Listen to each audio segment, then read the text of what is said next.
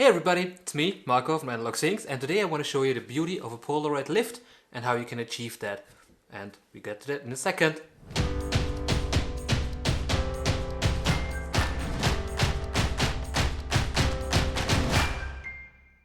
Let's get into it. It's really simple but also tricky to do a Polaroid Lift. In the last video I showed you how to do a Polaroid transparency. That's actually the first step to get to a Polaroid Lift. You could separate the picture without caring too much about the develop on the back, but then you will have it way harder in the process right now. When you do the lift, there's photochemistry involved, so that process is dangerous, watch out. I will do it with my bare hands. If you're not sure about it, don't do it. Wear gloves or just do it with the brush and don't get your hands into the water. The water is mixed up with photochemistry, so it's not that healthy. Never get your hands close to your eyes or mouth or anything, it's dangerous. Just a disclaimer up front, watch out. I do it, and after you did a few lifts with your bare hands, you will feel the chemistry on your hands and the skin gets dry. So a Polaroid Emulsion Lift is the top layer of the image, the emulsion, separated from the PVC layer that's carrying the image and brought into a different material. In my case, that's paper. You could also bring it on other materials. Here is linen, that's a little photo frame, and I put the picture on top of the frame. That also works. You could also take it on wood or anything else. Just watch out, as soon as the picture dries, it also gets some tension, so if the surface is really hard, like metal, and doesn't suck in the picture, kinda in the pores, it will rip apart and the picture gets destroyed. What do we need for a Polaroid Lift? We need a few things. First up, so we get clear that you have them, the tray. A tray that needs to be used for the Polaroid Lift. It should be clean, no dirt inside.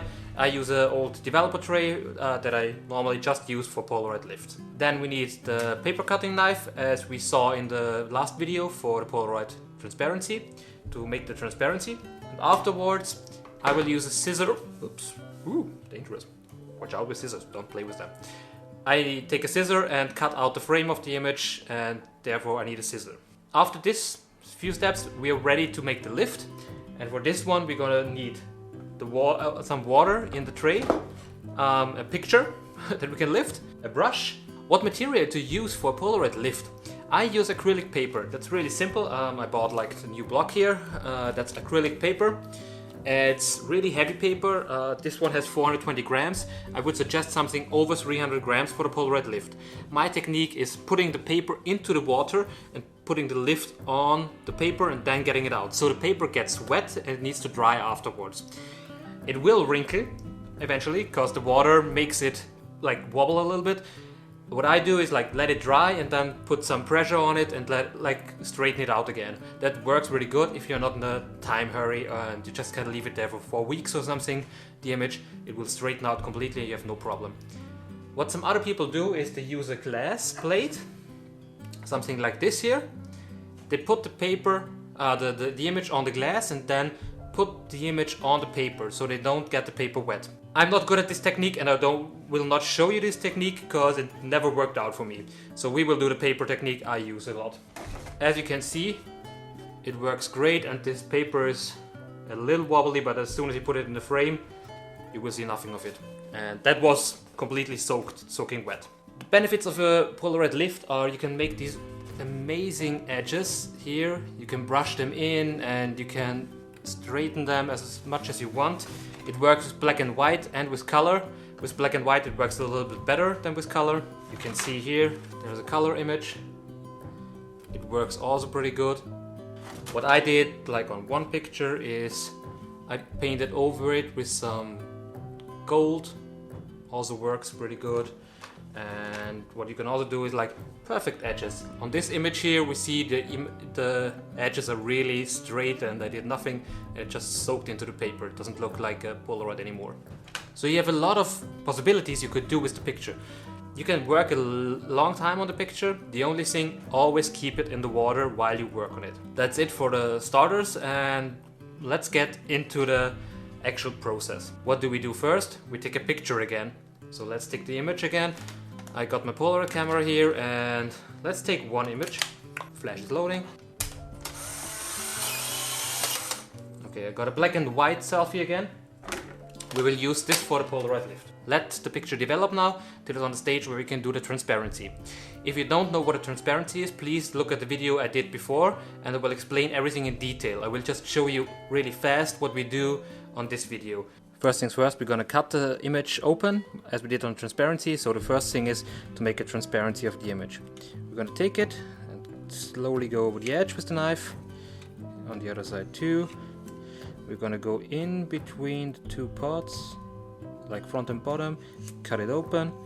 Then we have the two black stripes. We cut these open, this side, and then we slowly gonna separate these two layers. Oh, see, didn't cut it open. No, now it's open. And slowly separate them so we don't have too much developer on the emulsion. As you can see, it's already starting to crack again here. Got some parts on it, but it's okay, we can paint them off. So, okay, we get rid of the negative in the back, cut it off. Kind of nice transparency now. We're gonna take our scissor and start on the top. You can do it on the front because it's easier. You go to the white edge and really like at least leave max 1 millimeter and cut the image border off. So we cut off the first piece, then I do the sides with the same distance. And now you can see we cut off the image. We cut off kind of to the black edges here. So that's where actually the picture is glued on. And now we can cut off here, also in the black, on the bottom, we can cut off the image. See that the emulsion is laying down and it's flat, so we cut it off. Okay, so we got our pieces now, we can move them away. And we got our transparency cut off with a little bit of white border all around. And now we are ready to start with our emulsion lift. We got the water inside of the water tank. The water should be warm, not too hot, and at least warm to your hands. What we need is a paper. So I've got the paper prepared already. And we need some brush to brush it off. And we need the image actually.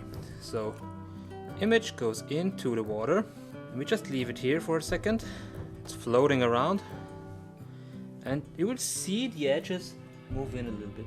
I can start painting over the developer and you will see the developer goes off pretty good of the image. So all the developers off. And now you can see maybe here that it's starting to wrinkle all the edges of the image. You can see it starts stronger and stronger and stronger to wrinkle up. And now it's really cool because it's wrinkled completely. And I just go over it a little bit and you can see I didn't even touch the image. Oops, and it goes away. So let's push it back here. And you see how the picture floats off the edges here. So. And we just paint it off and you have this little amazing floating thing here. And you can see here on the edge, it's still glued to the picture. So we brush it off a little bit. Brush it off here again. Twist the finger a little bit, help it, and we are gone. And we have this little floating thing here that's actually our image. Don't worry, as long as it's in the water, you should be fine with the image. It shouldn't rip apart too easy. If you take a close look on the image now, there is 2 layers in the image. There's like a milky layer and a clean image layer. So, oops, let's see. What we should do now is try to separate these 2 layers. I normally do that with my fingers. So, let's see here. Slowly peel them apart. And you can see there's this milky part and there's the image part. And we just slowly peel them apart. Don't put too much pressure on the image. It's really fragile. Like you will see it as soon as it's in the water. It's fragile. So we got these 2 pieces floating around now. That's the gelatine and that can go away. And on the other hand, we have the image floating here. So let's spread that up a little bit so you can see the image. We are kind of ready to move it onto paper. What I do is I take the paper and slowly go below the image. So you can see the image is floating on the paper right now. And I kind of want to have it centered in the middle. What I do is now I put it somewhere in the middle and look for 2 edges that I can hold actually. I take two corners actually that I could hold, not edges. So you can see it wrinkles up again and you have to work a little bit. This tank is really huge, so the water is moving a lot. And okay, I got two edges here. I'm gonna hold it with 2 fingers on the paper and slowly move out of the paper, of the water. So you can see it moved out of the water. Now I go in again and I just wobble the image off, but I still have to see that it's still connected to the paper. As soon as I'm off, okay, I can straighten it a little bit. We do the same for the bottom. Just see that it's okay. If it's too sticky to the paper, because this one has a lot of structure, you can go over it with the brush to loosen it up a little bit and see that I straighten it up. Okay, I got one edge really straight here now. So go again in there, wobble it up a little bit. Okay, let's go for the top. Also lift it up, straight it out, lift it up, straight it out. It's kind of experience to work with it. So let's do this, then let's go to the bottom. And let's do it one more time on the top. Bottom one more, the edge. And what you can see, we got a Polaroid lift. I can now slowly brush over the image and see that it's kind of okay on positioning. Oops. And you can see that's on the paper actually. Pretty amazing, because I could fold it over and it's still stuck there. What if I'm not happy with that? Or what can I do now? Actually, we could just brush in the edges a little bit because we don't like it to be too beautiful. So we brush in the edges. Well, I don't like it now anymore because I went too far here. I could still move it around a little bit, but never go with the brush in this direction because you would puncture the image. Always just brush like this direction. But I don't like the image, so we just go into the water, lift it off, and it's gone again. So now we got the image floating again here. It's the paper below. And I just got this little black spot, which is actually our image. And we do the same process again, finding 2 corners of the image, grabbing these 2 corners, one edge, 1 corner, 2 corner, pick them up, slowly go out. Oh, that's fast, see? And we nearly got a perfect image here with the first try. Then we wobble out the edges again. In the bottom here a little bit more. Let's go to the top a little bit. That's right. So let's have it here. And here and here. And we got a nice picture again. So simple as that. That's how we get a Polaroid Emulsion Lift. It's on the paper now. You could see the structure of the paper already. I would take some paper towels now, put them below the paper and just let it dry. So the Polaroid really sucks into the image. Okay, we are back. We got our Polaroid Lift. It turned out straight, as I have to say. It's a technique you could try out at home. Always watch out, safety first, don't touch your eyes when you put your hands on the chemistry. So that's why I want a clean transparency before I do the lift, because then there's no chemistry. If you do color lifts, watch out, there's a lot of chemistry on the back of the image and you get it on your hands, so never touch your eyes when you have chemistry or your mouth or anything. If you liked that idea and you want to see more like that, please like the channel, subscribe. If you have any questions to it, hit me down there in the comments, and I hope to see you next time. Bye!